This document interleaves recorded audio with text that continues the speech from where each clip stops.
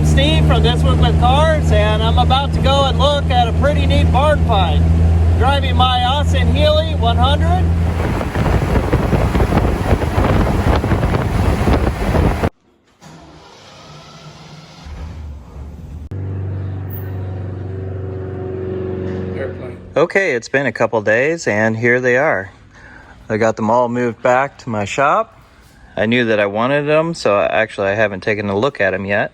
I just loaded them up and shipped them back here. It's pretty neat to have found 6 bug eyes all parked in a row. These cars have been sitting for approximately 30 years without moving. I think what we should do is number these cars, that way we can keep track of them.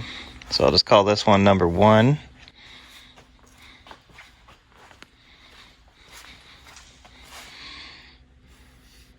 2.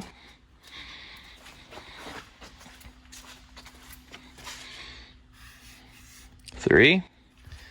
This will be number 4.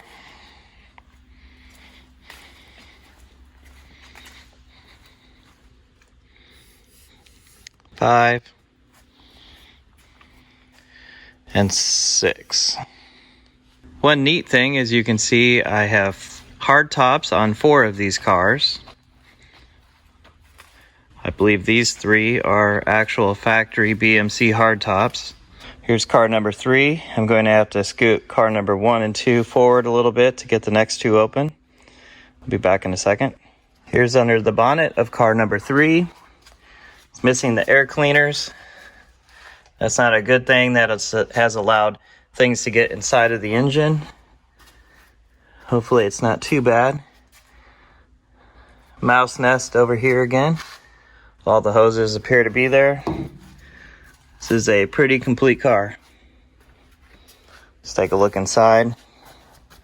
Side curtains are on it. This one has a black interior with a black dash.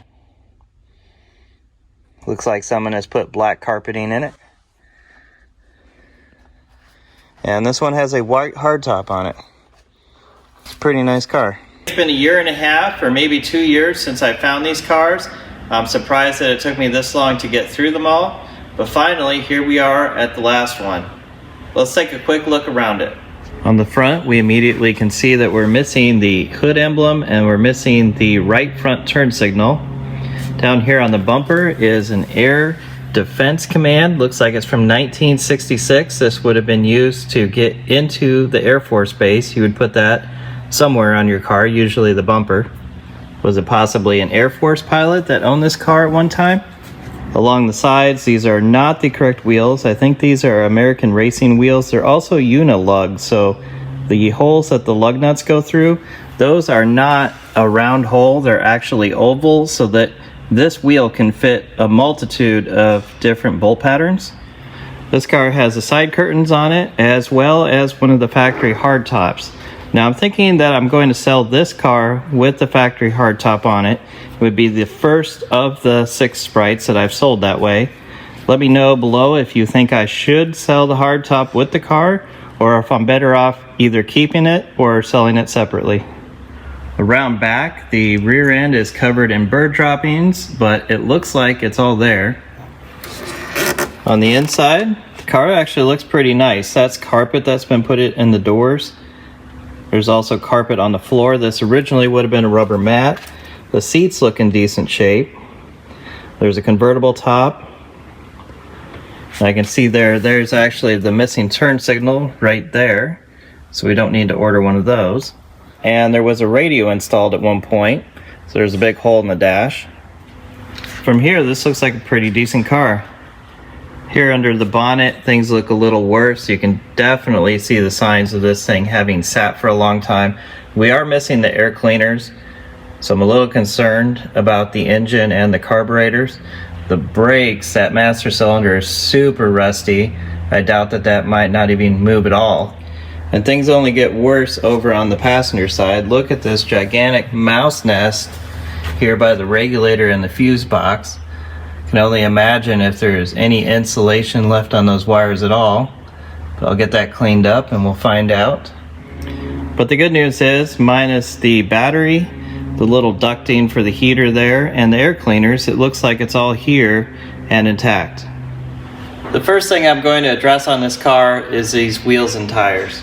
The tires are too wide. They actually hit the inner fenders when you're at full lock. So I'm going to put a set of the original correct type of wheels, tires, and this is the correct wheel cover onto this car so that it not only looks proper, but it works correctly.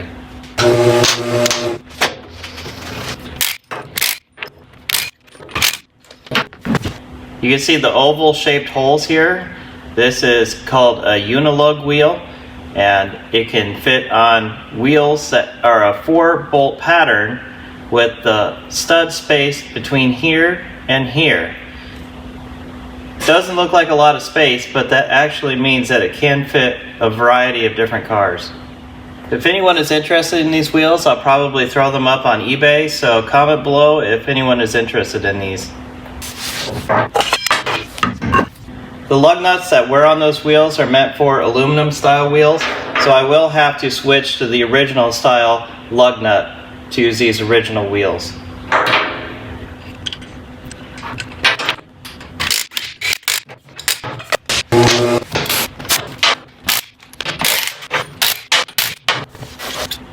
There was a set of spacers on these wheels.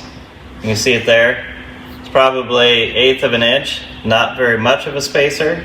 You might have also done it to center the wheel properly because they would not be centered properly with the lug nuts. So the spacer might be doing that as well.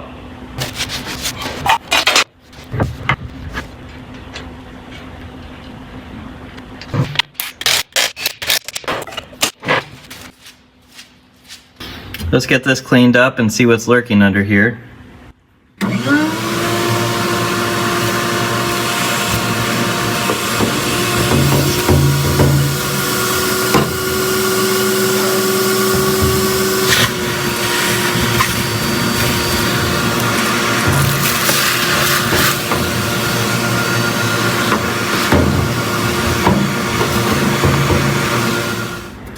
Well, I think we found who was living in there.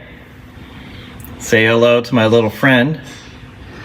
Luckily, it looks like maybe there's a couple little nibbles on these wires, but it was only on the fabric part. It did not go through the insulation. So at first glance, the wiring appears to be okay. Now I'm feeling confident enough to put a battery in. The ground wire would normally connect here, and I don't see the other hot wire either. So both of those have been removed. I'll need to get those. And looks like we have one more friend hiding in here. I guess this is its mate. Both of them have been, this one is actually very well mummified. It looks like all the bones are stuck together still, even the tail there. Anyways, let's get a battery in here.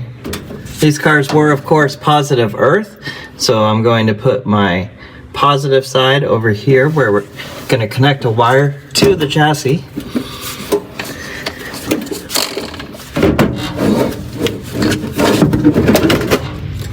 I'm going to connect the hot lead first.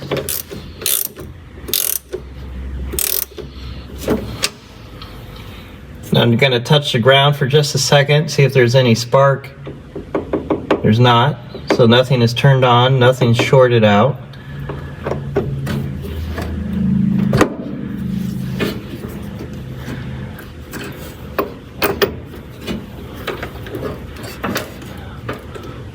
I'm going to leave this one hand tight just in case I need to pull it off quickly if something happens. Before I try to crank the engine over, let's take the spark plugs out. See just how bad it is in there. You can see how old these ignition wires are. The boots are just completely cracked, almost falling completely apart like this one has.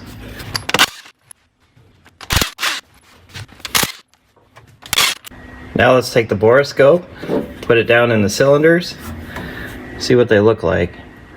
So this is cylinder 1.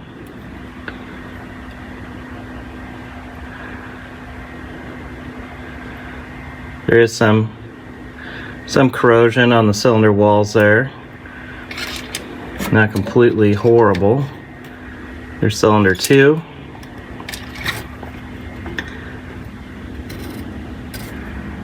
Here's cylinder 3. Not sure what I'm looking at in here. Okay, cylinder 3 looked like it might be corroded the worst we've seen so far.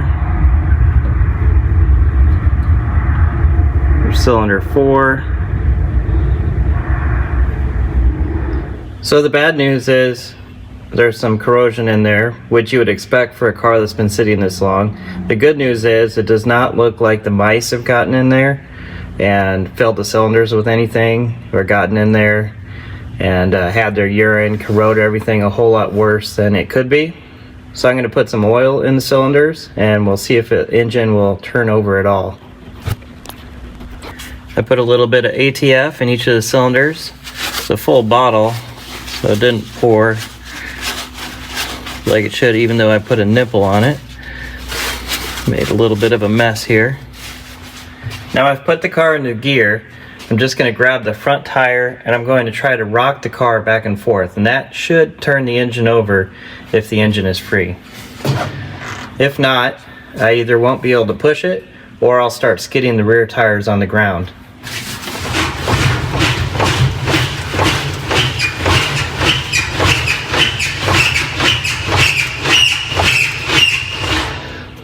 Okay, I was just torquing the engine there, so the engine might be stuck. The first gear I tried was first gear. I'm going to try fourth gear now. I will have to move it further to turn the engine over, but it might be enough torque to break it loose.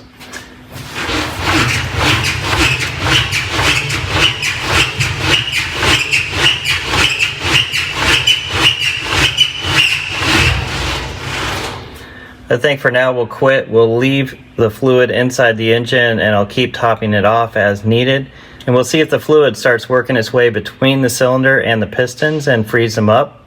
And then in a later video I can come back and see what the results are. Sometimes things don't go as planned, and when you're dealing with an old car, you never know what you're going to find when you start to work on it. In my experience, if the air cleaners are missing, you're going to have a much harder time getting the engine going again. The air filters actually work as a very good barrier for dust, animals, and water from getting into the engine. Today, one way or another, I hope to have the engine freed up in this car. Let's take a look under the bonnet. Under the bonnet, we're in exactly the same condition as when we left off last time. I think the first course of action is to take the borescope, look down each one of the cylinders, and see if we can see the top of the piston. That will let us know if the oil is making it past the rings, loosening up the piston, or if it's completely locked up and none of the oil is making it past. Okay, let's take a look into cylinder 1. Piston is still completely covered in oil. It's all just sitting on there. Some probably has leaked through, but obviously it's not a very big leak if there is one at all. Cylinder 2, okay, looks like the oil is getting past. There's no oil sitting on that piston. Cylinder 3, again, that one, the oil's leaking past, no oil at all. And cylinder 4, also no oil. So our piston that's holding us up the most is number 1. That is just a layer of oil sitting on top of that piston. It's not leaking through at all. I have the car in gear now, and I'm going to rock it back and forth one last time, see if I can break cylinder 1 loose.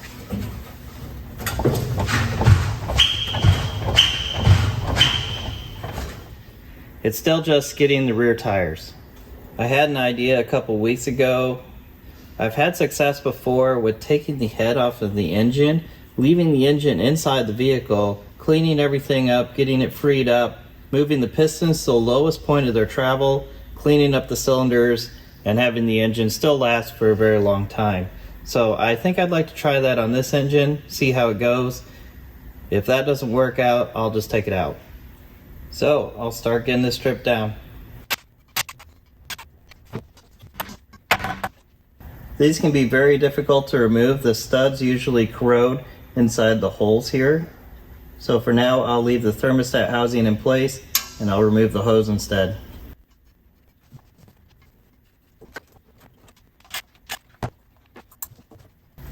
You can tell that this valve cover's been on here for a long time.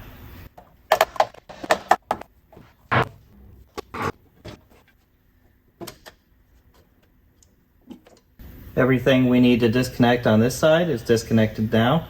Let's concentrate on this side. I've done this several times before, so I'm going to try it again. I'm going to leave everything attached here and just unbolt the exhaust and the intake manifolds from the head. Then I can just set them aside and take the head straight up. The trickiest bit to get to will be the bypass hose, which goes between the water pump and the head, but that will probably just break when I go to remove the head anyways. These nuts are 1/4 inch Whitworth. It's going to take me a while to do this, but I should be able to get in there.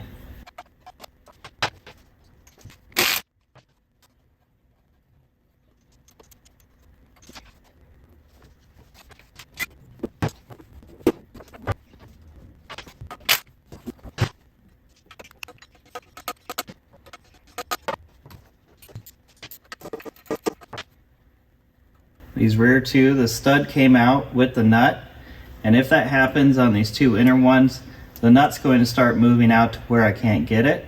But as long as I do both of them at the same time, I can bring the intake manifold out where it will still make room for me to get to those nuts.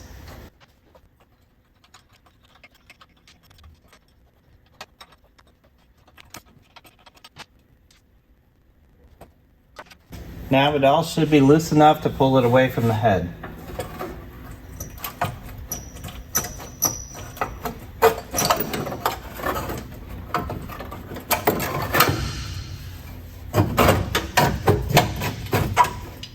I do have one little clamp back here I need to remove for the distributor vacuum. Then I can take the head bolts out.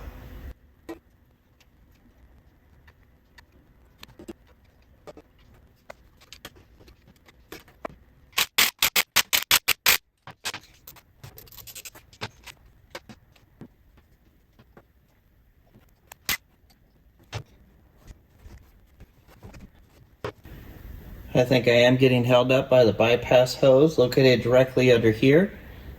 I'll try to get that loose or cut it.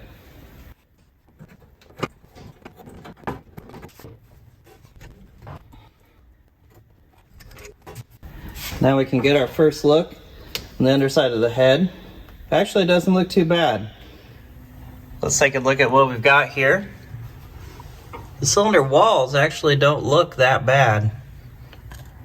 The top of this piston actually seems decently clean. There is some surface rust on the cylinder walls. I have a bottle of Marvel Mystery Oil. I'm going to put some in each of these cylinders.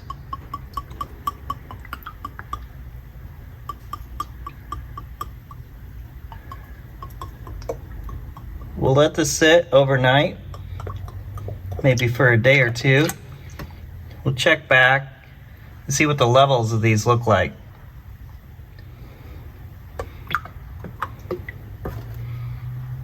I'm going to let this sit and I'll be right back.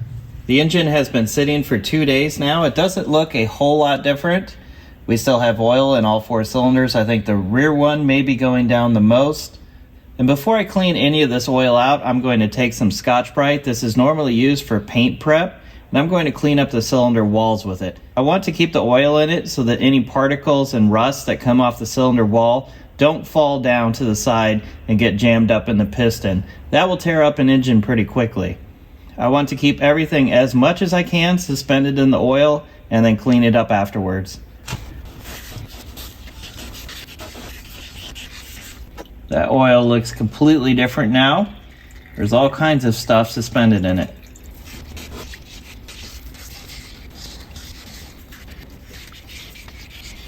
Now I can get this oil cleaned up.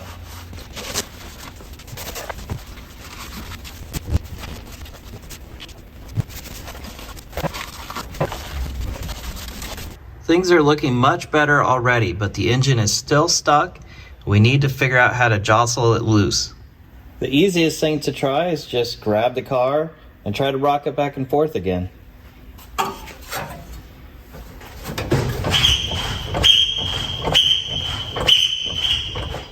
That's not going to do it. It doesn't have enough traction. Now let's try a little bit of force. I've cut a block that just fits inside the cylinders.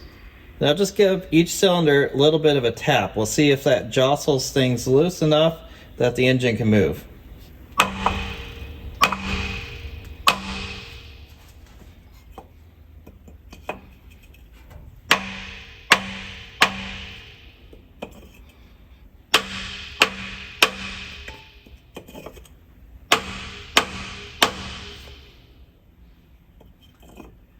I don't know if it was my imagination, but it felt like one of those cylinders was moving.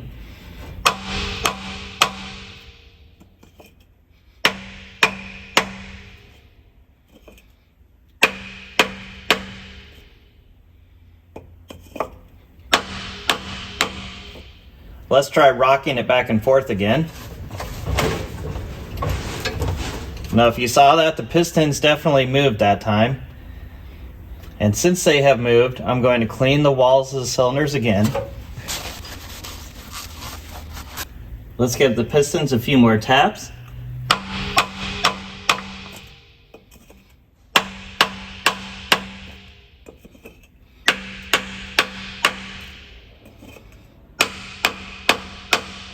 I can definitely see them moving now when I'm tapping on them. Let's try to rock it again.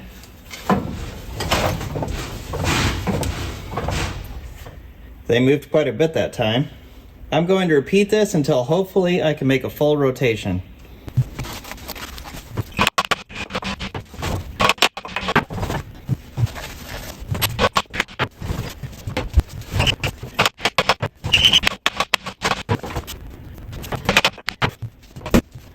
I think it's time to see if the electric starter can do a better job at turning the engine over than I can. I'll just pull on the starter solenoid here. Looks like it's freed up, and the cylinder walls actually look just fine. Let me try to get these down to their lowest point, and I'll show you. There we go. Now we can get a good look at the cylinder walls. Down below where I cleaned them earlier, they look just fine. Let's take a look at number 4. Same situation here. I'm going to get this crud cleaned up.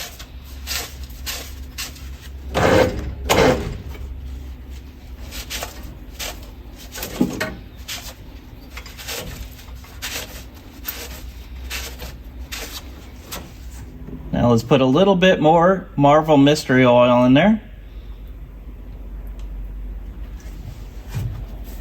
And get this cycled through.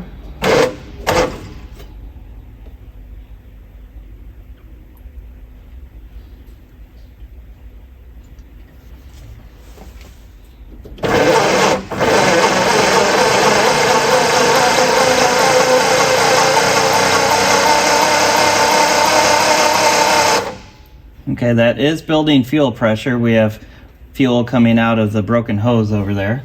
I'm going to run it just a little bit more. You can see how the Marvel Mystery Oil is changing color as the contaminants get in it.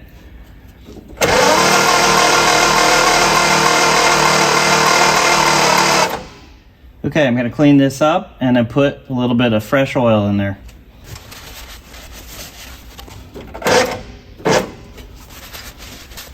I'm going to try to stop it in the middle and add my oil.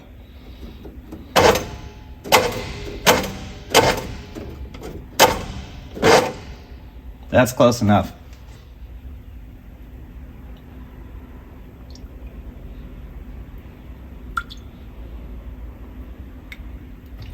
Last time when I left the car, I left the cylinders filled up. As you can see, it's all leaked down past the pistons and the rings. I need to pull this head gasket off and get everything cleaned up.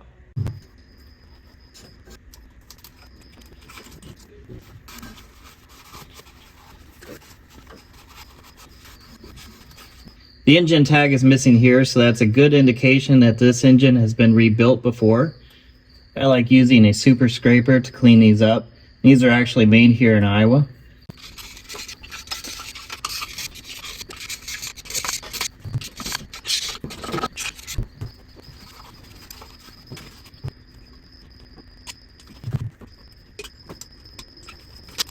I either had a choice of reusing the original head gasket or this one, which is for a 1-liter engine. For what we're doing here, this will work just fine.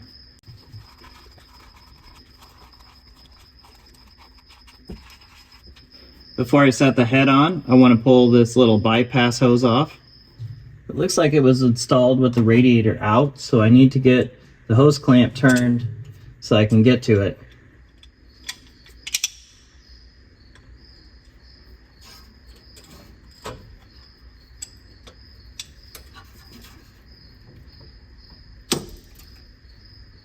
Pulled right off. This is always one thing to inspect on these cars. This little fitting that comes out of the water pump. This can easily have been rusted away. You also need to check the one on the bottom of the head and make sure that they're both there and in okay shape.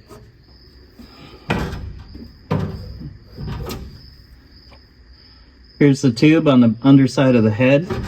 Need to get this hose off as well and check to make sure that fitting is okay.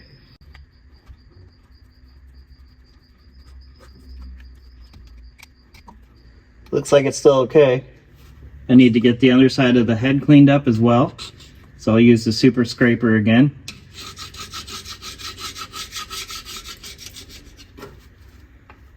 I'm going to put out a new piece of hose to use here. Put the clamp on. Need to put the other clamp on now.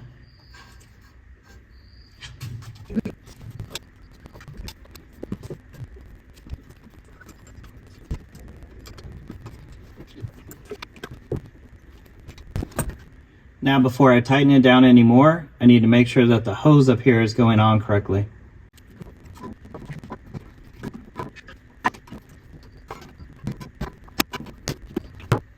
Let's try a pick instead.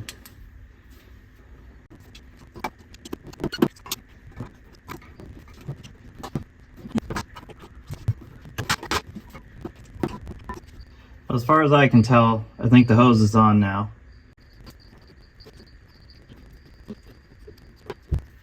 I'm just going to bring the head down a little bit. This is my low power impact. And I'll be making sure that the push rods are in the right place and making sure that the hose is going on.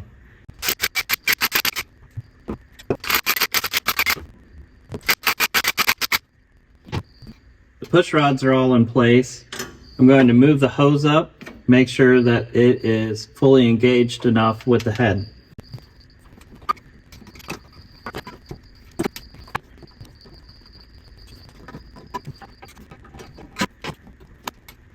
Now I'm going to bolt up the intake and exhaust, and I'll come back and torque this. I just want to make sure that everything is working first. There are 2 studs back here that had come out, so I'm going to put some red Loctite on them when I stick them back in, so that hopefully next time they stay with the head. I did clean the ends of these studs on the wire wheel.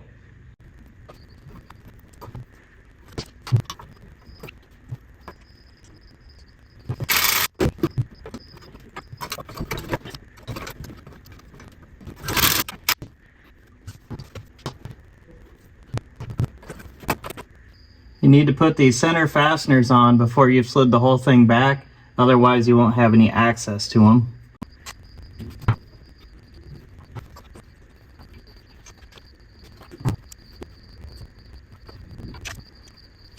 Now I can tighten them all up. These nuts are 1/4 inch Whitworth.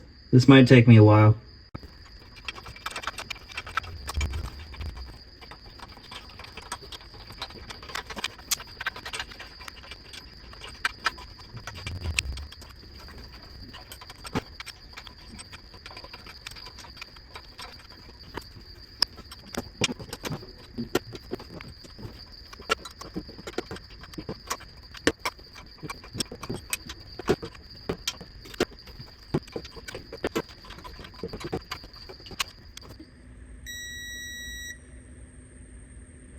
Now I can torque these down to 25 foot-pounds.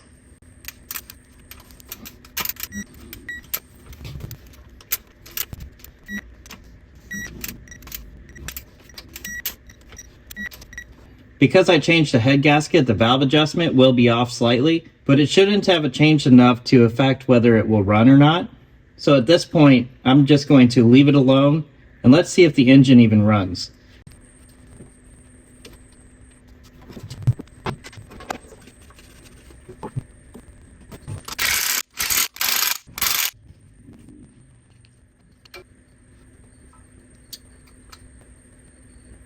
Now let's make sure it still cranks over. That sounds good. The next thing we need to do is check and see if we have any spark.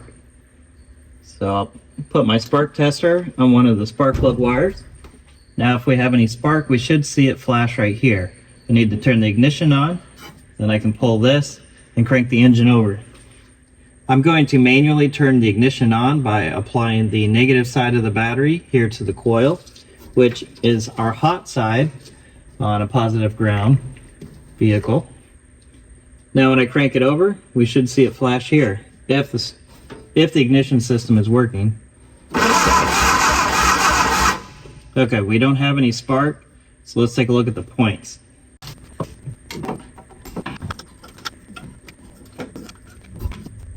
The rotor itself looks alright. The underside of the cap is dirty, but it's okay. Points look super crusty. Definitely going to have to clean these up. Just file this down a little bit.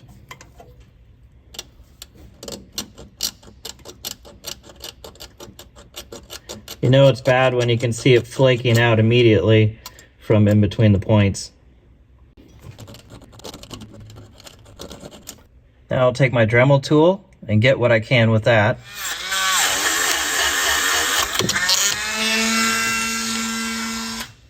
Let's try this again now. I'm going to crank it over, and if the points are working now, we should see a spark down there.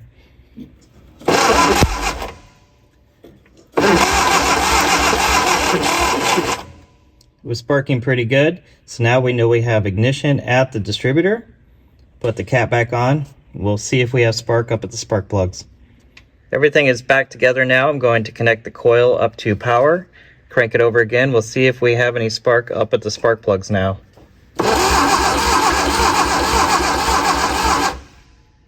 I don't know if you can see that, but it was flashing there, so we do have spark. Now if we get fuel, it should run. On this side we have a pipe right here. This is where the fuel comes up from the fuel tank. Then it goes to a hose over to the fuel pump. From the fuel pump out another hose, and then up here, which feeds the carburetors. These hoses look pretty terrible, so I'm going to undo this hose right here and hook up my IV fuel drip directly to this. That way I can leave all of the leaks that are going to happen here for another day. I have my little fuel bottle hooked up now. Hose comes down here and connects up to that pipe that goes to the carbs. Let's turn the fuel on.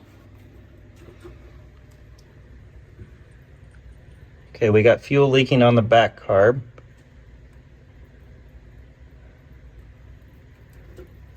Let's turn the fuel off for a second. There, now it's leaking on the front. So we know the fuel bowls are filled up on both carbs now. Pistons are free, they're not stuck. Let's see if it starts.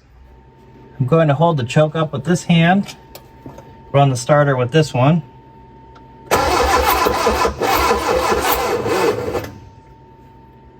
Alright, let's put a jump pack on it.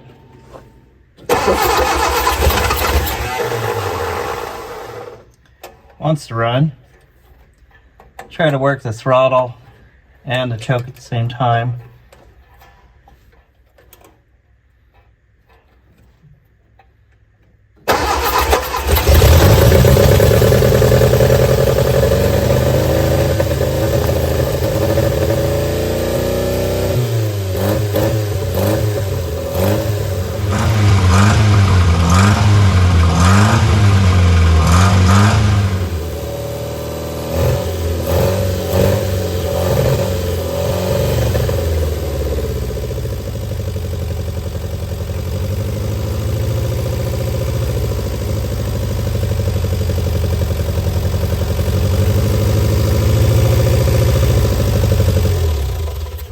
Okay, it looks like it runs. I had a couple screws sitting on top of the car here. Those go in the windshield frame right here.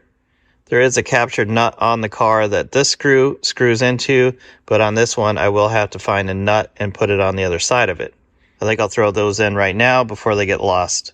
Turns out I only needed one of these because the other side already had both of them in place.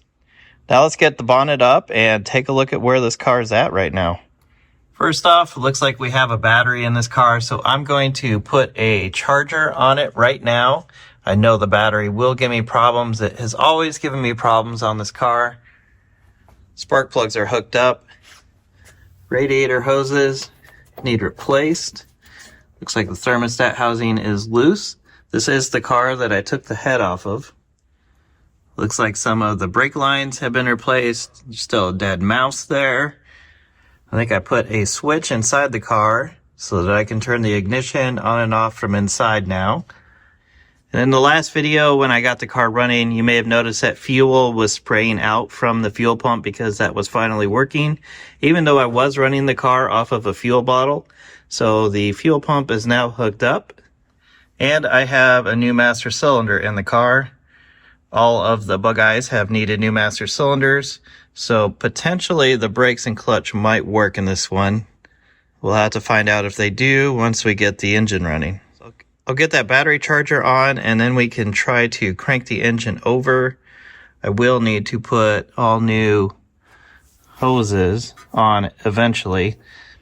Looks like I did put on a bypass hose when I had the head off. Looks like we have something hanging down.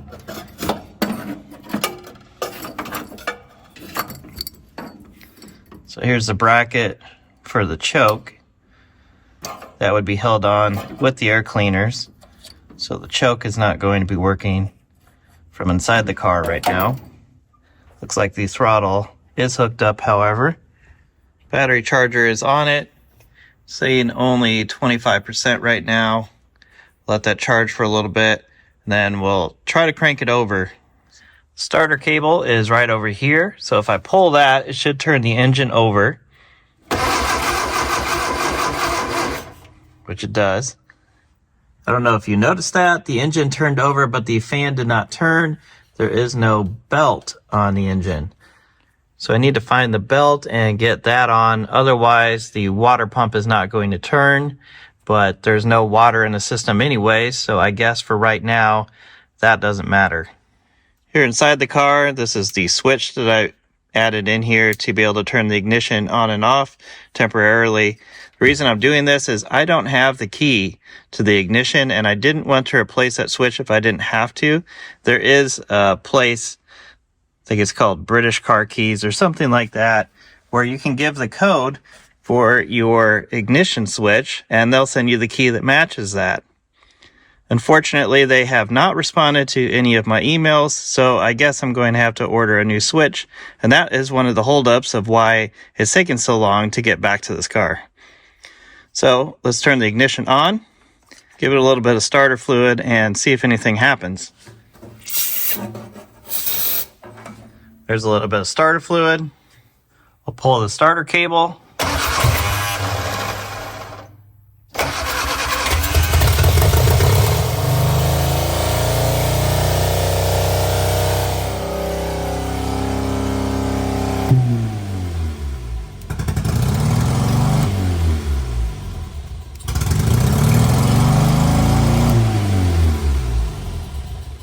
All right, I actually didn't expect it to run there.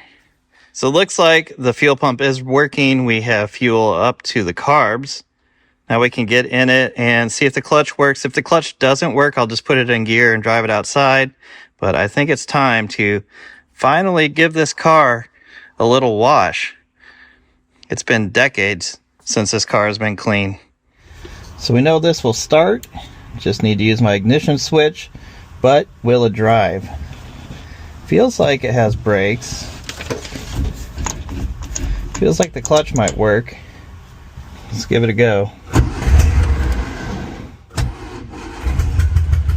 There we go.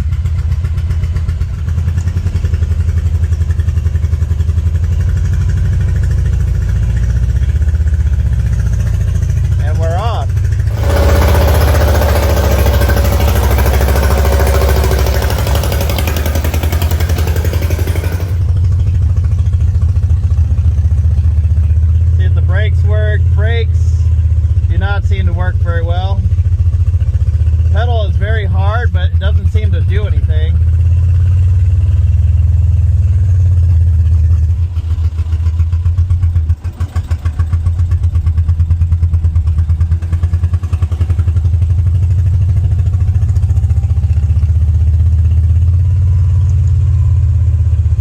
this off before it heats up.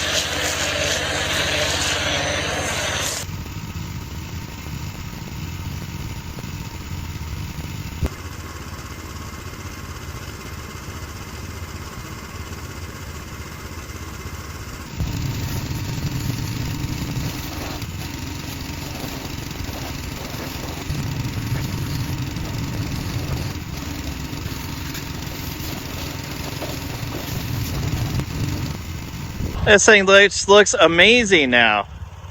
What a transformation. This thing went from you barely even wanted to touch the thing because it was so gross to this beautiful red with white hardtop bug eye. I am also going to clean under the bonnet a little bit, make it a little nicer to work under here. Maybe that dead mouse will go away.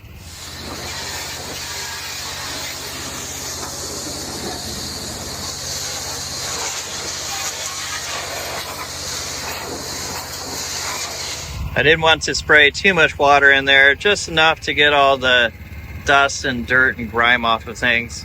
I was careful to stay away from those carburetors, not get much water blown in there.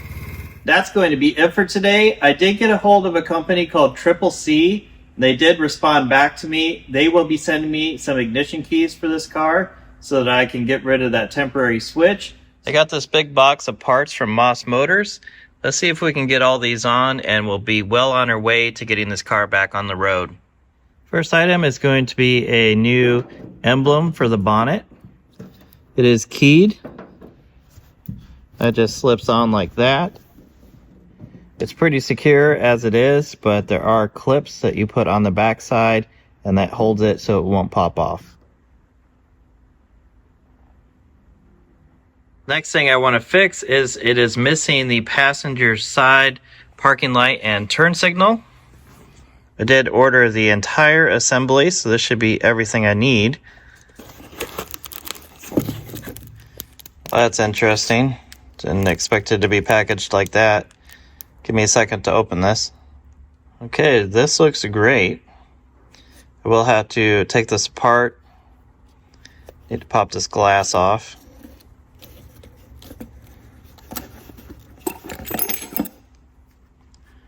Because first this is going to be put on.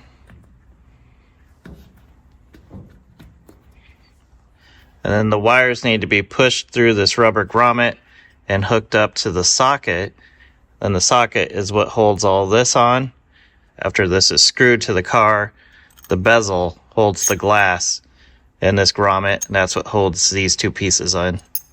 Normally the wire harness would have bullet connectors that you could stick through here and then connect up to this, but those have been cut off of the wiring, so I'll need to make some new wires with the bullet connectors that connect onto these three positions, and then stick them through there, and then I'll connect them to the wire harness where they're broken on the other side. I've attached 3 wires to it. Now I just need to feed the other ends through the grommet. There we go. The new light is in place. I will fix the wiring once I get the key for the ignition and move on to making sure the electrical work. Let's dive under the bonnet and start fixing things in there.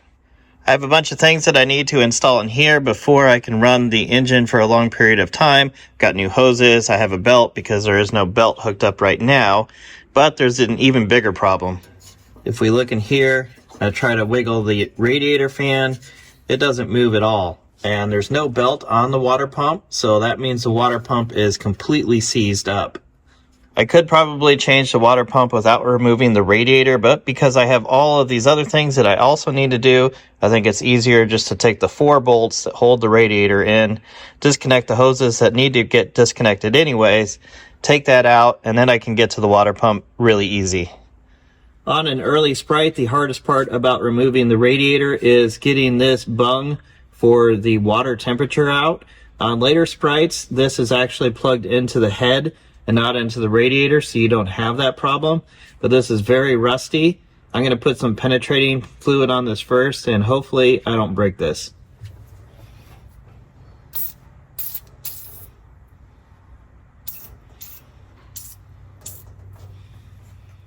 Normally for something that is stuck like this, you could use some heat, but this is actually a sealed tube, and if you were to use some heat on this, the bulb on the end is going to explode. So you can't really use any heat to get these out.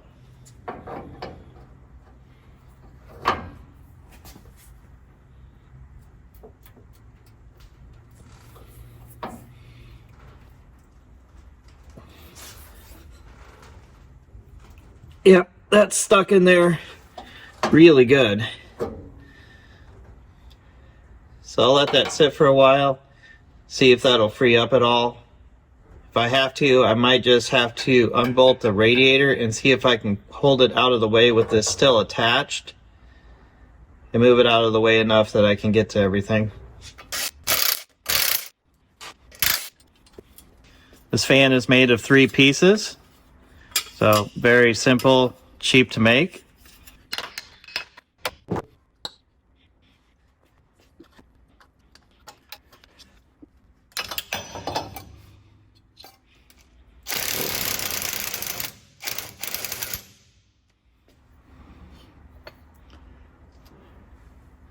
Looks like the ear on the generator is broken.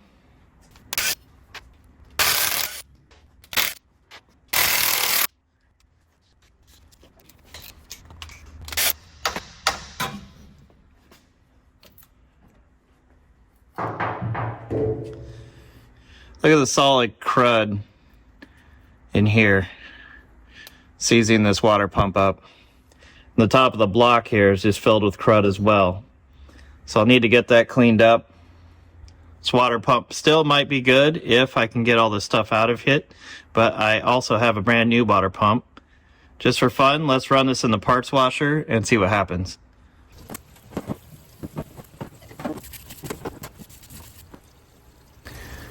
Alright, I've got it cleaned up. And it does rotate now, but you can see big sections of the impeller are actually completely rusted away and gone. This should be circular all the way along the top, and a bunch of the edge of the impeller is actually completely rusted away. So this water pump is definitely toast.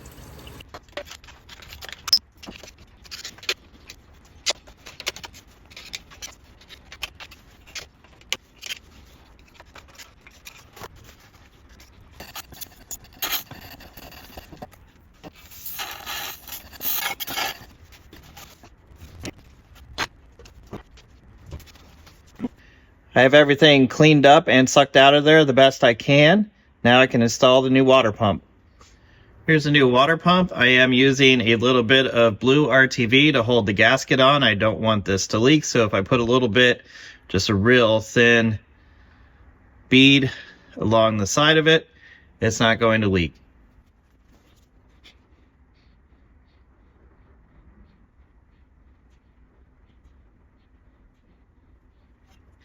There we go. Doesn't take a whole lot. There are 2 dowels that need to be lined up with the holes.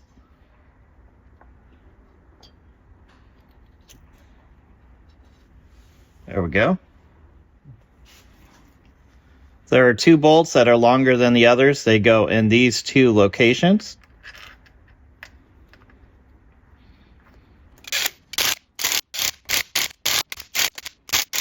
I did buy one of these squeezable bypass hoses, because if I didn't buy this, I would not be able to squeeze it on there without putting the hose on before I mounted the water pump up. But since I have one of these hoses, I can put it on after the water pump is on.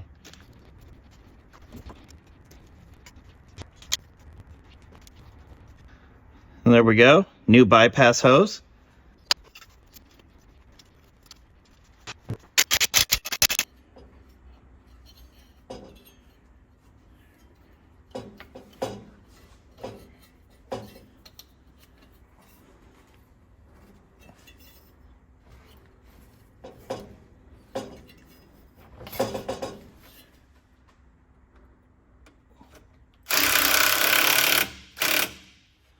All right, belt is installed. Let's take a look under here.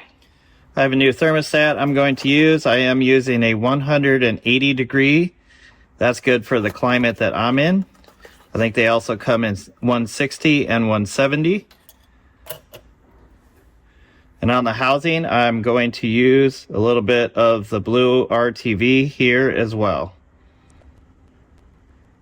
It doesn't need to be thick. You just need a consistent line with no breaks going around it.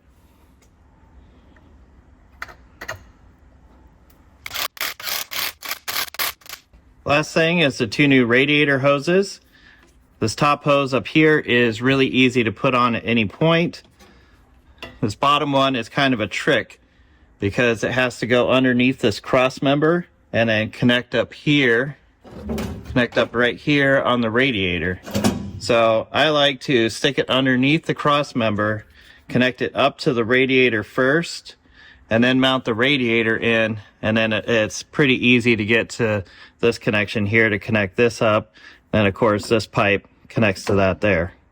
It's a real pain to replace this hose if you're not removing the radiator, but if you have the radiator removed, just connect this here before you completely bolt the radiator up, and you'll have a lot easier time at it. Radiator is back in, all the new hoses are on. I still need to replace the hoses that go to the heater core. A standard straight hose can be used here, but on this side, I have used straight hoses before. It never works out that well, so I am going to order the correct curved hose that goes between the valve and the heater core. I got my new keys from CCC. I gave them the code that is listed on the ignition switch, and they cut these keys for me. So if this fits, I should be able to, for the first time, start the car without hot wiring it. Well, let's see if it fits. It goes in. It does turn it. It turns pretty hard.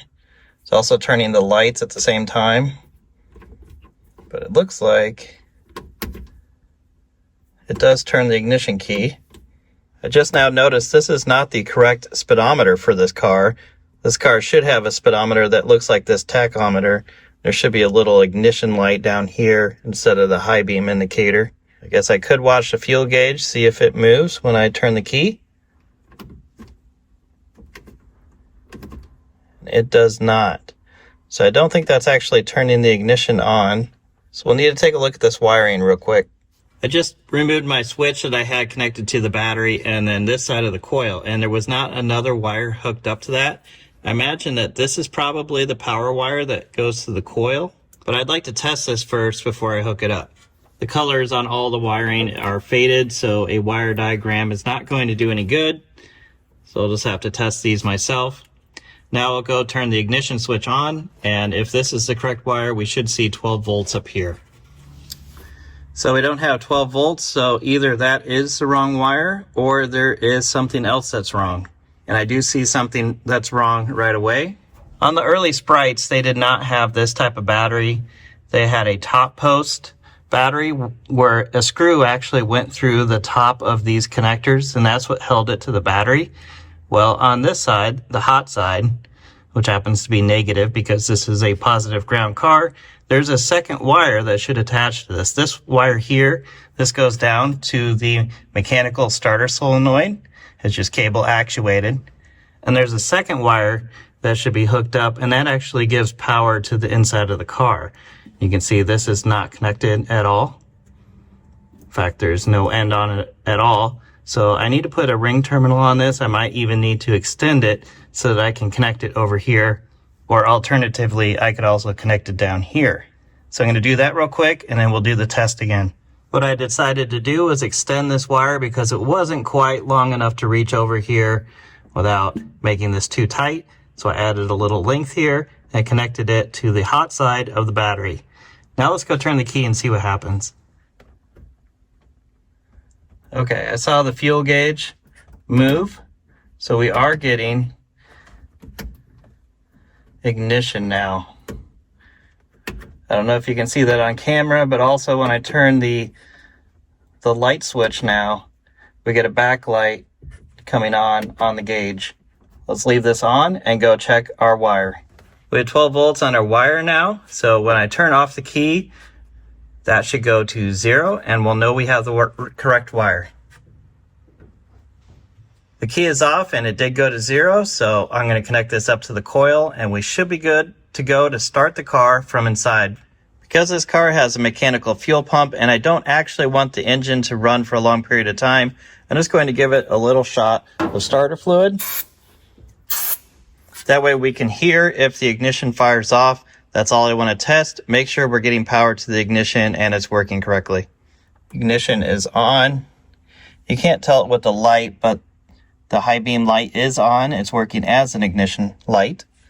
Then I'll pull the starter cable.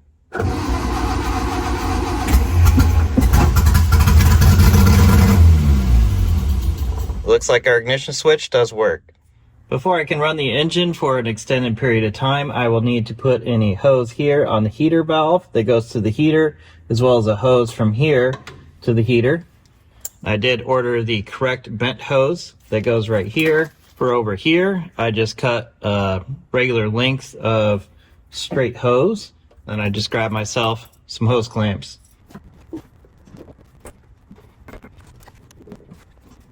I'm going to put straight water in this for now. 1, so that I can check for leaks, and 2, so that I can drain this out and flush the coolant system.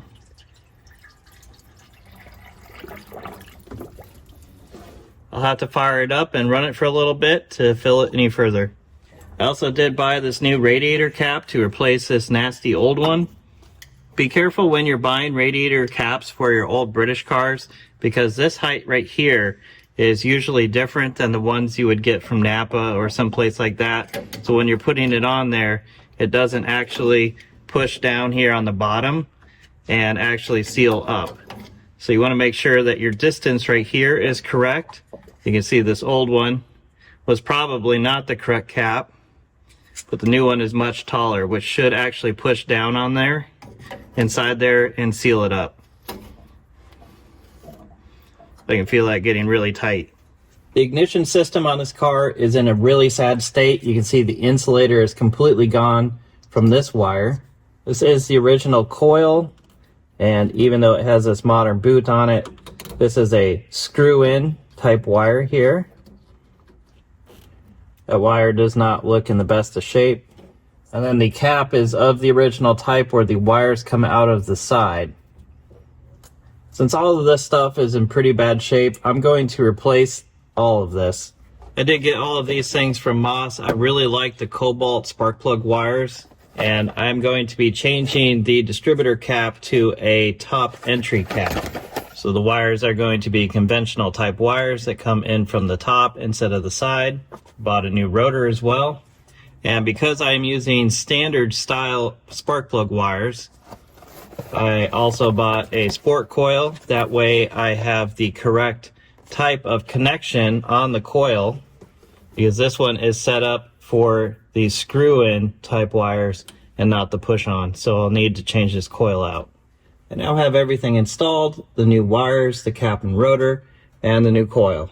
The only thing to do now is start the engine back up, take the car outside, let it warm up, and then I can top the radiator off. And then next time we can really concentrate on trying to get this car back on the road. So if you want to see more videos like this, comment below and let me know.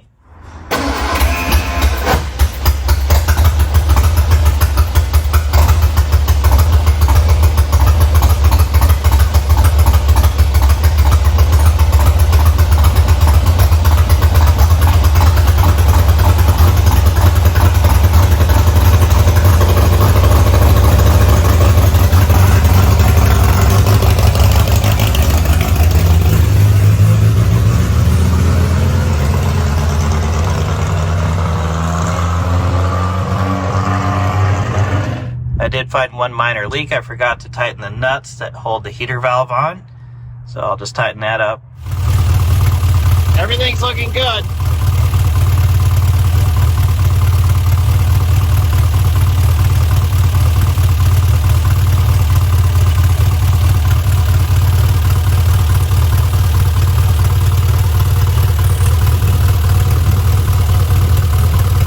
Carbs that came on the Austin-Healey Bug-Eye are the SU-H1s, and these have a 1 1/8 inch venturi.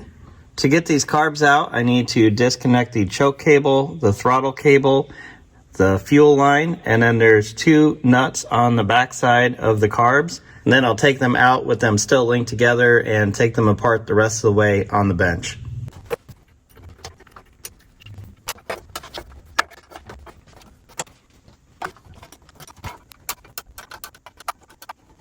Fuel line's disconnected, vacuum line is disconnected, choke and throttle cables are disconnected. This bolt up here that holds the fuel line that runs between the 2 carbs is disconnected. So I think they're ready to come out now.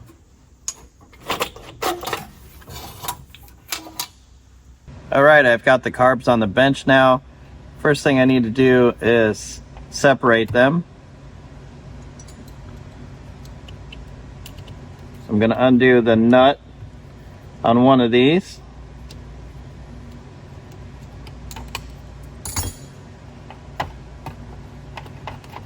Now that can slide out of there.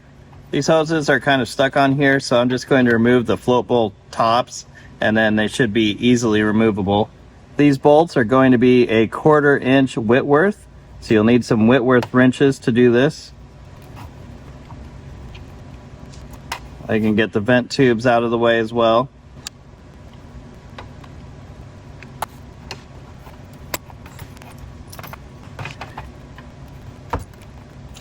And when I take the floats out, I always want to check them, make sure there isn't fuel inside of them.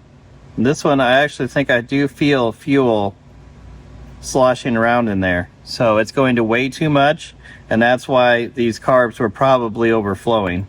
Let's check the other one. Yeah, this one is much lighter than this one, so we're going to have to replace this one. Now, technically, these could be put in the ultrasonic cleaner and cleaned up, but I am going to take them apart a little bit more first before I put them in the cleaner. So these still had oil in them, which is a good sign.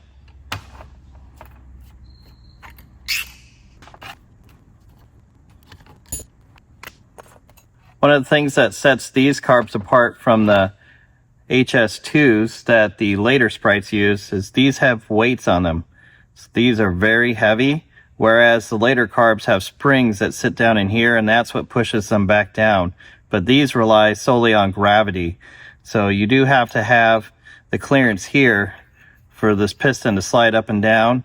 Has to move very freely, otherwise gravity is not going to pull that down, and you may get a stuck piston.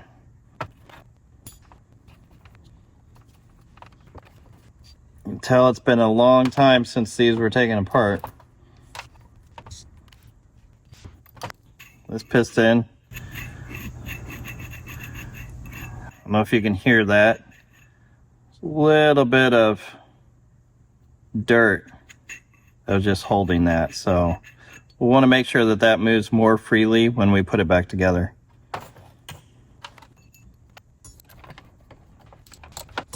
This nut on the bottom of the carbs, that is a 5/16 Whitworth.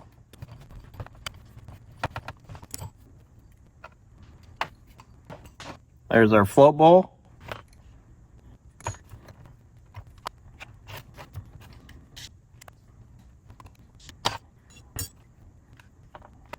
This pin is being a little stubborn, so I'm going to set it over a socket. Then I can tap it out.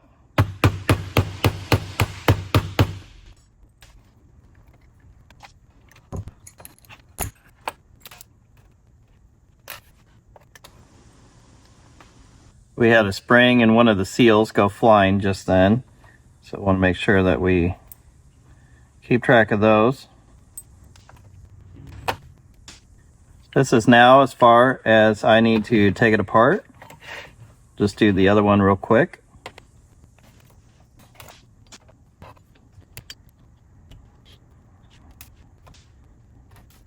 Pin is coming out nicely on this one.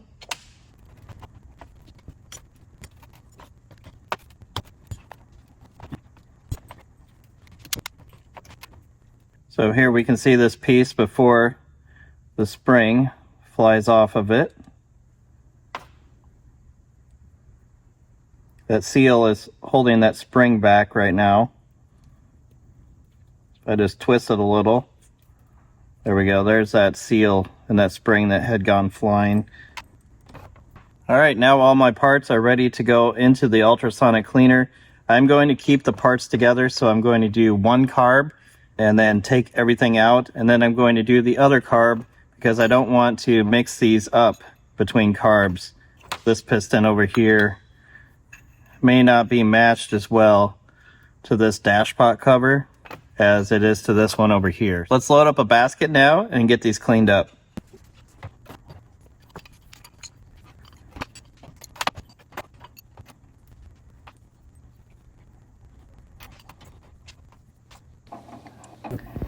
Just drop everything in the ultrasonic cleaner. Put the lid on. I'll let that clean for a while and we'll check back on it. Okay, everything is clean now, which is going to make putting this back together a lot easier.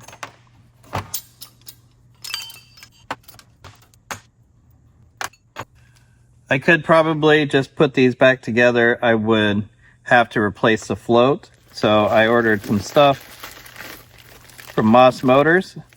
I could put in the new float and everything would probably work all right. I am going to replace both of the floats, so we can take the two old ones out of there. And I also got a full rebuild kit for these from Moss. Let's see what's in here.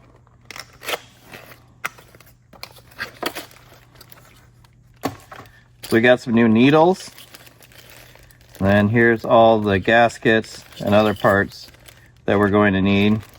So let's get started. Like before, I'm going to assemble one carb at a time. So I'm going to start with the jet bearing, and you can see a nut and a spring on this side. We need to get this apart because there is a washer in there. Pop that out. We got this little washer here that we need to replace. Here's the new one from the kit. Then we'll put this on.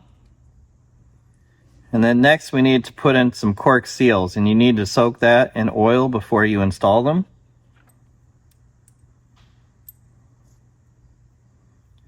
Now we'll take the jet, we can stick it up through here.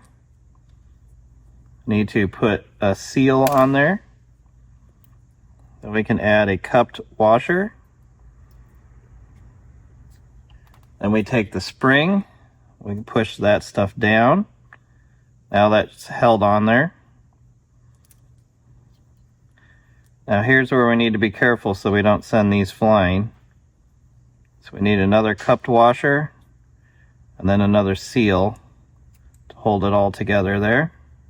And then this is going to go on the top of that.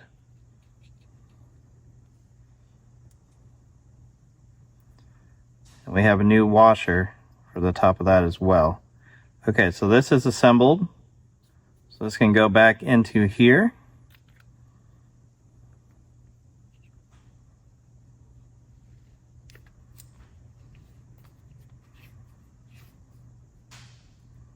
Make sure that our jet can move, which it does.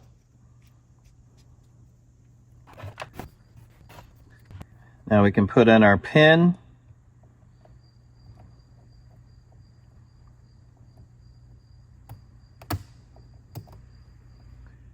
We got a bunch of these new cotter pins.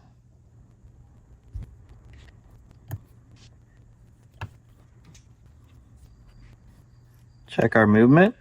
Looks good. Okay, now we can install the fuel bowl. We have a seal that goes on the top and the bottom of this. I'm going to hold it on with the original stud. There is a bolt that you can get to replace this. Makes a lot less parts. I'll have to reuse this fiber washer. For some reason, the new kits do not come with this one, so that one will have to be reused. We'll get this on the carburetor first. And I'll tighten that down with a 5/16 Whitworth.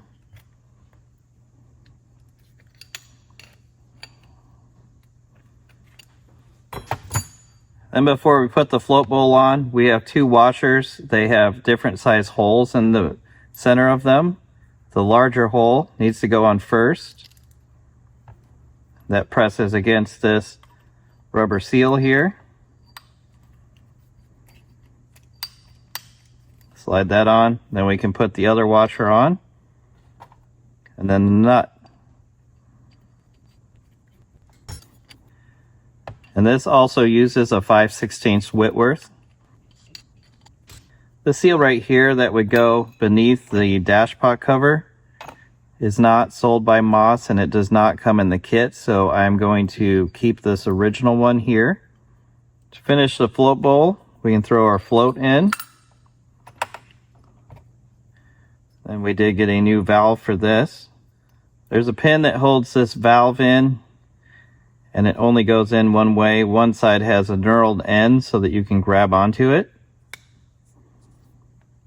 Looks like that pin is having a little trouble, so I'm going to tap it with the hammer a little bit. There we go. I can grab it with the pliers. Let's pull the needle out. This one has already been upgraded to one with a Viton tip on it. I like to use a small walled socket for getting these seats out. This one is 11/32.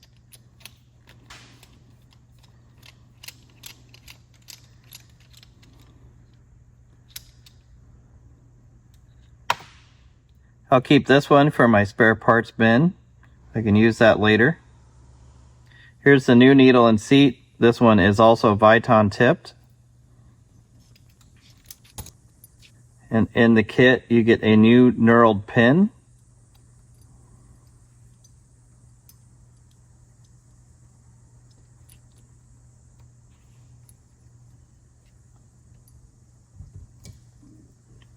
So I'll just push this on, and I'll try to center that pin. You can't have it sticking out too far on either side, or it will interfere with the side of the float bowl. We did get a new gasket for the top of the float bowl. This one fits pretty tight, so I'm going to try to squeeze that on there first. There we go. And then I'm not going to put these on right now because they're just going to get in the way. But we have a gasket that goes right there.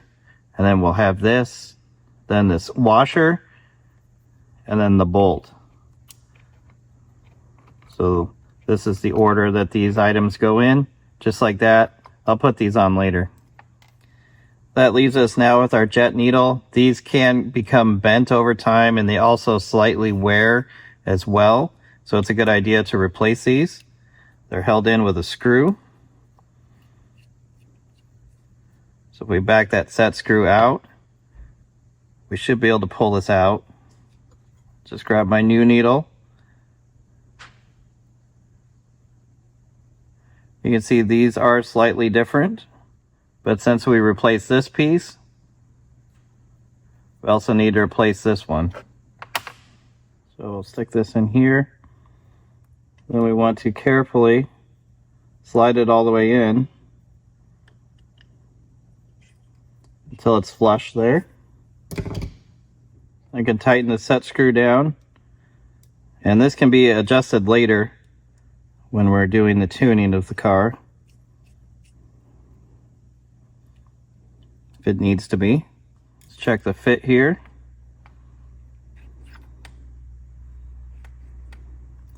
Looks good. Tighten this back down. Let's check the piston. Goes up easy, comes down easy. So that's fine. Then we have this. This is the old seal stuck on here. We have a new seal for that.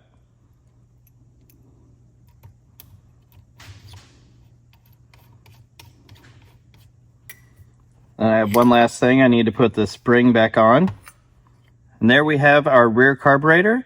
I'll put the other one together and then we can put these back on the car. I do want to make a note, there was just wire that tied the choke mechanism together down here. So I did order the correct pieces to replace this. So here's a new stirrup to go in between those. Looks like that. And then a couple of these stops were missing. So I have a new cable stop for the other side. It was missing on that side. It was just a bolt that was holding that together. And then our carburetor should be in fine order. And here we go. Both carbs are rebuilt and installed. I hooked back up the fuel line, the vacuum line that runs to the distributor, the choke, and the throttle, as well as the fuel line that connects to the back of the carbs. The old throttle cable was in really bad shape, so I did replace that. I had one sitting around. I need to replace the choke cable. At some point, some previous owner added a 3/16 socket to the choke cable to make it work, but I don't have one right now, so I will have to wait until I get another order of parts. After you've rebuilt your carbs, you will always want to check the piston movement. It should go up and come straight back down. If not, then you may need to center your jet again, and that is done by loosening this nut down here. And then you can either center it using the needle or using the pin in your SU toolkit. Now that the carbs are installed, we need to add our oil to the dash pots. If you don't want to take your dash pot cover off, you could lift your piston up, which brings the top of it just inside of there, which makes it easy for you to get the oil into the dash pot. You can see they're touching right there.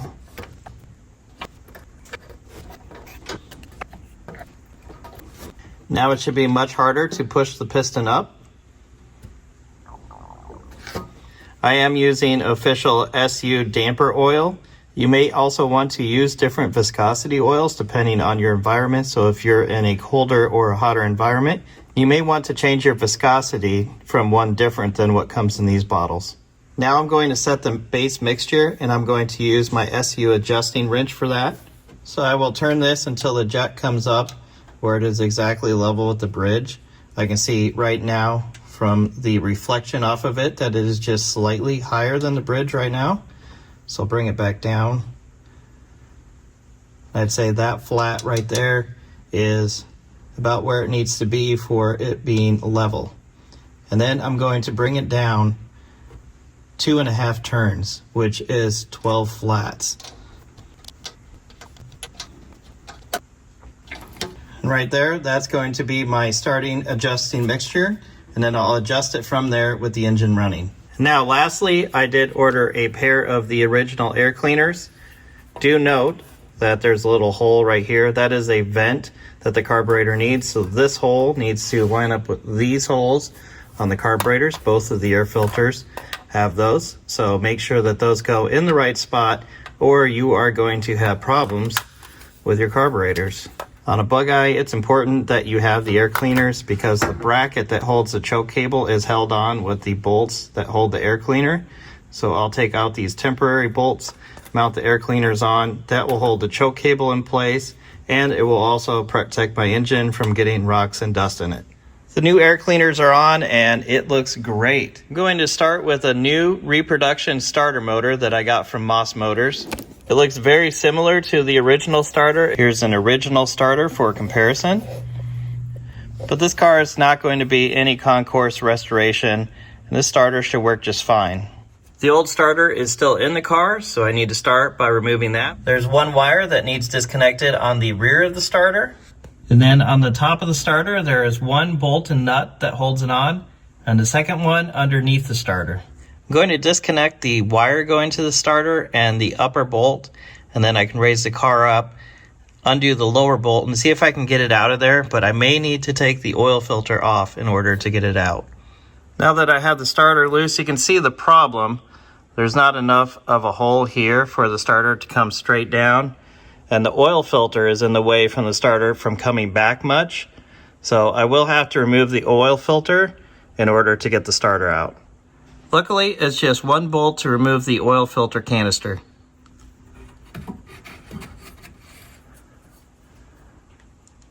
Now with the canister removed, there's still not a lot of room in there, but it's just enough to get the starter out.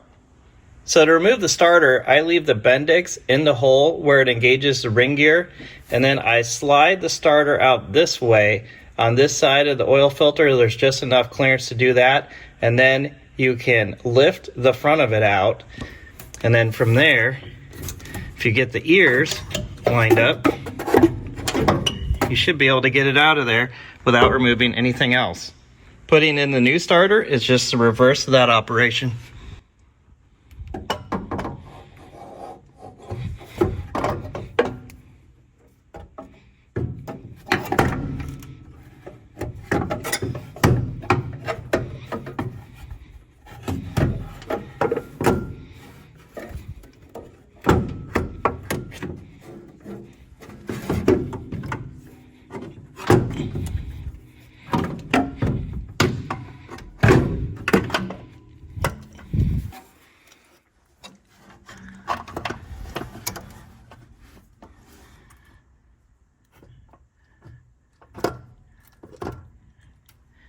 Just like that. Now we'll get the starter bolted in and the starter wire back on. The new starter is installed, and you've probably noticed that there's no generator here in the way. That's because I have removed it to have it rebuilt. So I'll get this back installed, and then we can try to start the car. Generator is back in. On the rear of it, there is 2 wires that connect back here, as well as the drive for the tack drive.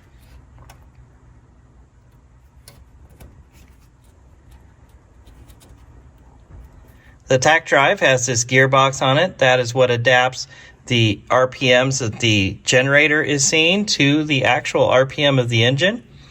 And that is keyed, so it is only going to go in one way. And then you tighten the nut down to secure it. I think everything's ready. We can reconnect the battery and then start it up and test out those carbs that we rebuilt last time.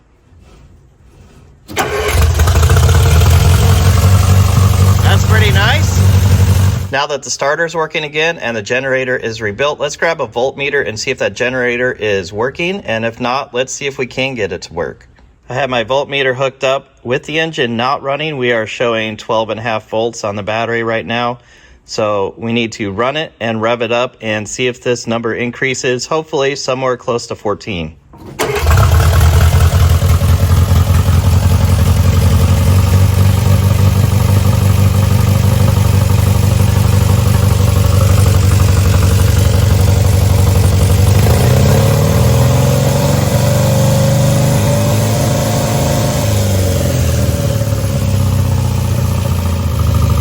Generator is charging, so let's turn it off and look a few things over. I was going to polarize the generator, but then I realized that the little wire on the field wire has come loose. But since it's loose, let's polarize it anyway. So I just want to take this lead. The other end is connected to battery. The hot, we'll touch it. We get a little spark, that's all it needs, and the generator should be polarized. Let's connect up the missing wire and try this all again.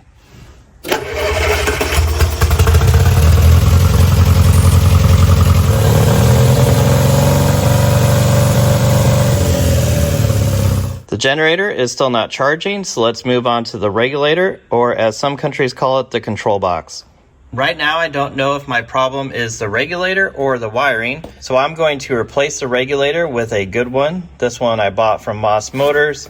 You can see all the different cars that it does fit, so I've had this sitting around. Let's just throw this in and then see if the generator works. If not, we'll take a look at the wiring. So I have the old regulator loose. It was held on right here on the fender. I'm going to move the wires from the old one to the new one and check the wires while I'm moving them, make sure that they're clean, make sure that they're not broken. And then once this one is hooked up, we'll fire it up and test it again. Before I bolt the regulator back up, let's test it and see if it works. Right now we're showing 12.627 volts. If it goes up from here, the generator is working.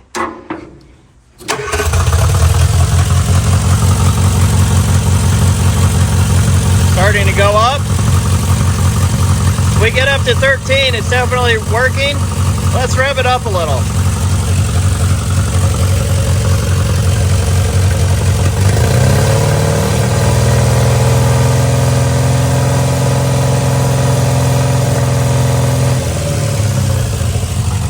Generator's working now. I can bolt the regulator back in. I think I'm really close to wrapping up this project. Let's get it cleaned up. Wow, look at the difference. I am really happy with the way these cars have been cleaning up. Even the interior in this car looks fantastic. The seats look like they are brand new. Can you believe that this car just came out of a barn? I did replace the choke cable, so there's a new one on the dash. I think these cars look great with the hardtop on. Well, I think this is about the end of my time with Barn Sprite number 3. I have been working my way through these sprites for the last 4 years. So I have been working on this one for a few years now, and I think it's time that it moves on to a new owner. This car is still very much a project, but hopefully through my videos I have shown that these cars are very simple to work on. And if you were to buy this car, you could, of course, watch my videos to find out how to fix it. I think this car is pretty representative of a time capsule of a car that was put away a long time ago and hasn't been touched since. This car does have the factory hardtop as well as the side curtains. Someone must have put new seats and carpet in it shortly before it was tucked away for many years. The soft top as well as the convertible frame are also in the car. At some point, someone did put a stereo in the car. That is something that a dealer would have installed when the car was new, if the owner wanted a radio. The shift knob is not original, but it is period. And the speedometer is from a later version of a Sprite. That is not the original. It should match with that gray ring in the middle, like the tachometer does. I did replace the choke cable with a good reproduction. It looks very much like the original. I am purposely selling this car as a project. I would like this car to go to someone who likes to watch my videos and likes to work on the cars. All the lights are in place, but not all of them are working at the moment. In my opinion, this is the way that you would want to buy a car. This car runs and drives. You know that everything is here. This would make an easy restoration or a great project just for keeping it running and keeping it on the road. If I kept this car, I would replace the wire harness with a new one. That way the old ratty one is not there, and you can know that you will have a somewhat reliable electrical system. And I would also replace the exhaust. Part of it has been patched with an expandable pipe, and it is very loud at the moment. So I would put a new exhaust system on it. I think that's going to be it for today. If you are interested in Barn Sprite number 3, send me an email, thisweekwithcars@gmail.com.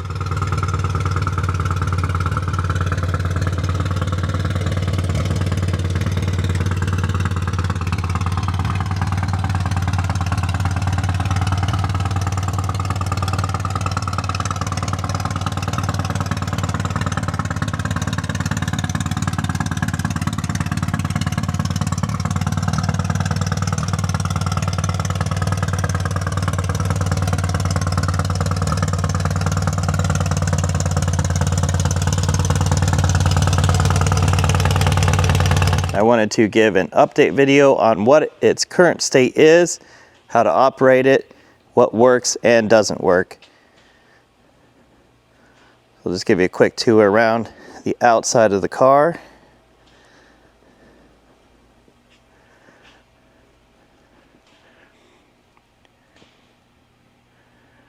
This car, of course, features a factory hardtop, which are getting pretty rare to find today.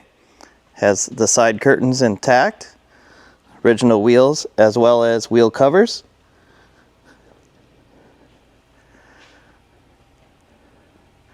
The tires on this car are of unknown age. These are the ones that were on the car when I got it. So these are probably 30 some years old. So you wouldn't want to drive very far on these old tires. They do all match. They're a little bit wider than the original tires. These are 165/70 SR13s. So they are a modern radial tire. So you can see everything is in place on the outside. Let's turn on the lights and see which ones of those work. The light switch is this knob around the outside of the ignition key. It may turn your ignition on if you flip the headlights on. Of course, normally you would have the ignition on anyways. So you can see the lights are now on. So there's our rear parking lights. Around here on the front, headlights as well as parking lights work. I've turned the ignition key on. Then when I hit the brakes, you can see the brake lights do come on. Those work just fine. Now here on the inside, you've got the fuel gauge, the speedometer, tachometer, oil pressure and water temperature. Ignition, that is on right now. When you turn the ignition on, that light there will come on. You also see the fuel gauge will move there. If you want to start the car, pull the lever with the S on it. The one with the C is the choke. So to start it, we'll pull the choke out. If you turn it, it will actually lock into place and it'll hold out so you don't have to hold that. Then pull on the starter. Yeah, it's a cable driven, it is not electric, so you're actually moving the starter yourself with that cable. Looks like we're idling at 1,000 RPM. You can see the oil pressure is reading about 65. The other controls we have here, W, that is the wipers. And it is self-canceling, so you can turn it off at any point and they will park themselves. This one here would have an H on it. Looks like it's worn out. This is the heater. You would pull it for more heat, have it pushed in for when you just want to blow some fresh air through the car.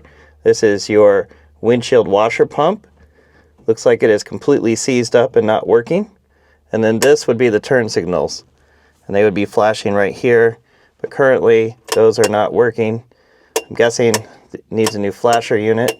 Radio was an option on these cars. This one obviously had a radio at one point, so the dash is cut out. There are blanking plates that you can order from places like Moss Motors to cover that up, or you can grab yourself a radio and stick one in. And there's one last control. It's hidden down underneath the dashboard. This switch right here. This switch activates the backlighting for the gauges. So let's turn the lights back on again. And I have my light off so you can see the backlight there. Looks like the backlighting is only working on the speedometer and the oil water gauge, and the switch seems to be pretty flaky. This car has a 4-speed transmission in it. Someone put a walnut Austin-healey Sprite shift knob on it. It's a standard H pattern, and to get to reverse, go all the way to the right and then down. That's the reverse position, and I like to just give it quite a bit of force when you're going to the right, and then you're sure to get into that reverse position. There is a detent to keep you from going into reverse, so if I push against it, I really can't get over there. Really have to slam it over to get into that reverse position right there. As you can hear, it has new exhaust on it.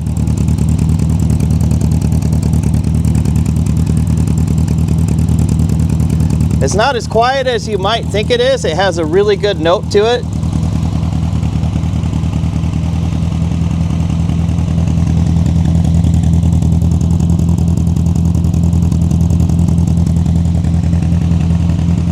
And we also have the horn button right here in the center of the steering wheel. Horn is not working. These cars have a lock to lock the bonnet down. Normally, I don't turn it and lock it, but you can unlock it here. There is supposed to be a secondary latch mounted down here. For some reason, it's been missing on this car. All those parts you can get from Moss Motors. If we come over here and look at one of my other Sprites, you can see that latch. It's right here. Just a secondary latch to keep that bonnet from flying open. But that bonnet weighs a lot in the front and it's not coming up. Of course, if you have it latched, there's no chance of it. Even if it was unlatched, it's very unlikely that it will actually bounce up on you. Everything underneath the bonnet is as it should be. So I went from the old style of distributor cap to a modern style using modern wires, and therefore the ignition coil was also converted to use modern wires. Let's start it up again. I'll grab a voltmeter. We'll make sure that generator is still working. Right now, battery voltage is showing 12.11. Let's rev it up a little bit.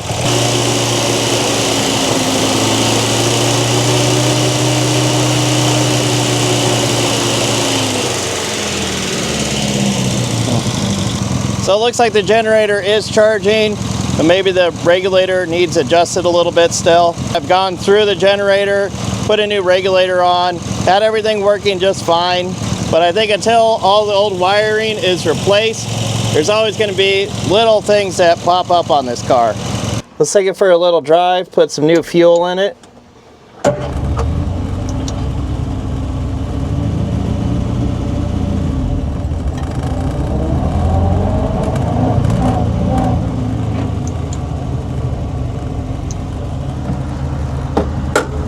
Well, the tachometer was working just a few minutes earlier, and now it's not. The speedometer is working.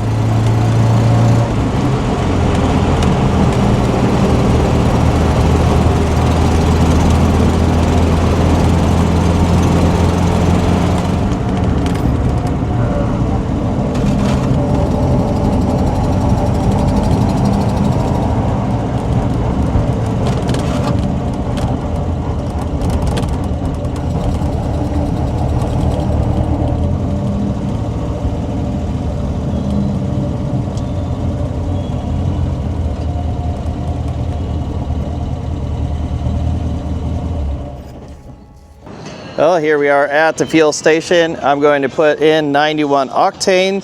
This does not contain ethanol. Our pumps are labeled whether they have it or not. Looks like the tank was already pretty much full. It only took 1.5 gallons. So either the fuel sender is not working or it's a little flaky at that point. When the fuel level goes down, the sender may be in a position that works. So if you saw it working in previous videos, it's probably because now it's in a position where it was rusty at the top where fuel was not sitting on it. So that could free up. It's a common problem on all these cars.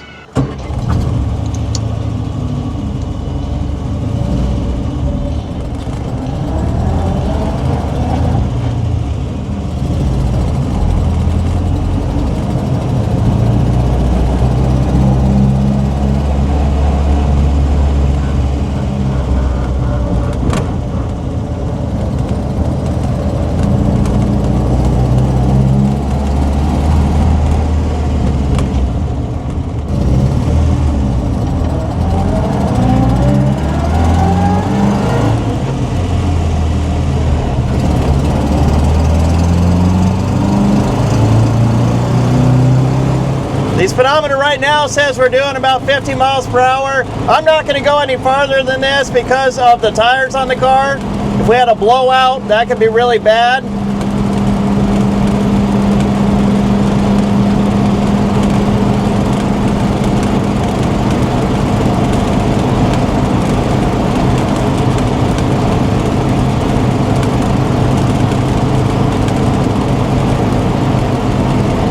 I just noticed this car is missing the rear view mirror.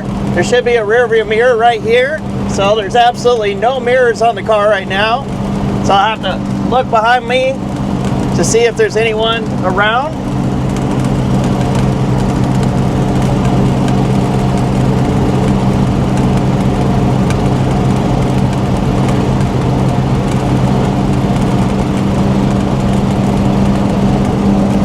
You can see our water temperature gauge has come up, sitting at about 170 or 180 degrees Fahrenheit.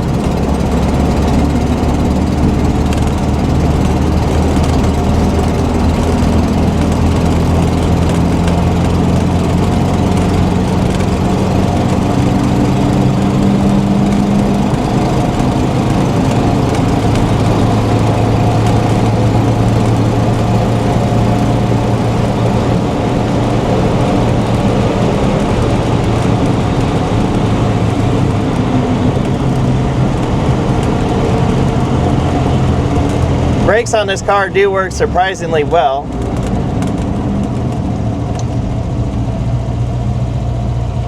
You have to come to a complete stop if you want to go into first, because again, there is no synchro in first gear. So make sure you're completely stopped.